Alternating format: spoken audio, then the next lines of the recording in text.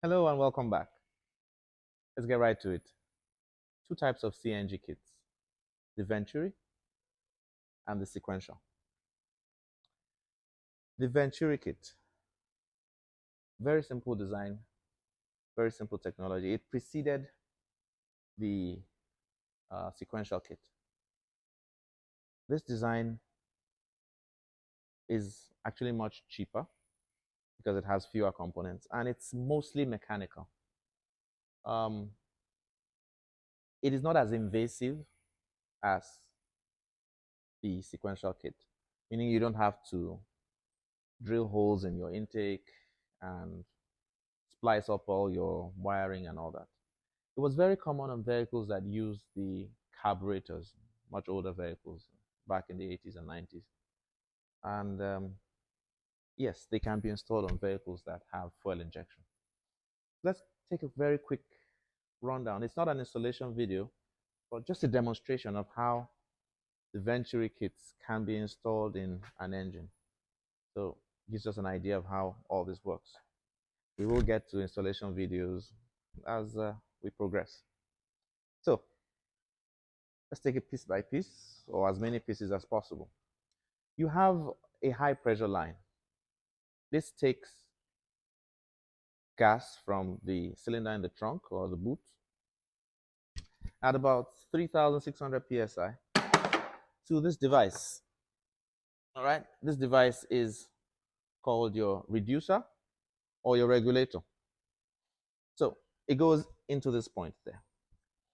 You also have a digital gauge, the manual and a digital gauge, a manometer that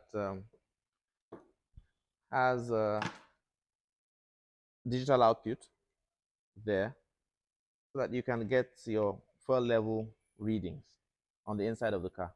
If you look carefully at that, you would see some bars at this point.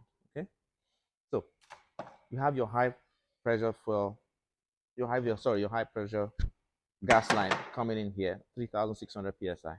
Gets to the manometer, gives you a digital reading, and then this device has two jobs. One is to bring down that 3,600 psi to about 21 to about 29 psi on the low side so that it can be used by the engine. So that low pressure gas at 20, 21, 29 psi comes into this device. It's called a mixer. Now, the mixers are not a one size fits all. Depending on the engine capacity of your car, the engine size, and the design of the intake hose, you would require or get the right size of the mixer. So the mixer gets the gas from this point and then comes out through this point here. What are the components? Yes, your low line gas pressure hose, uh, coolant lines to bring down the temperature of your device here. You've got a solenoid here that activates the whole device. It allows the flow of gas to start up. And then if you are running a carburetor, your fuel pressure that goes to the carburetor comes in on this point, and then it's electronically controlled. Basically, you do not want both systems to be functioning at the same time. You don't want a situation where the gas is running at the same time fuel is coming. So what this device does is, if you're switching to gas here at this point, gas, it will trigger the solenoid in this valve. It's a solenoid valve, and it will stop the flow of petrol to the carburetor. And then when you switch back to petrol, flow of petrol goes back, continues.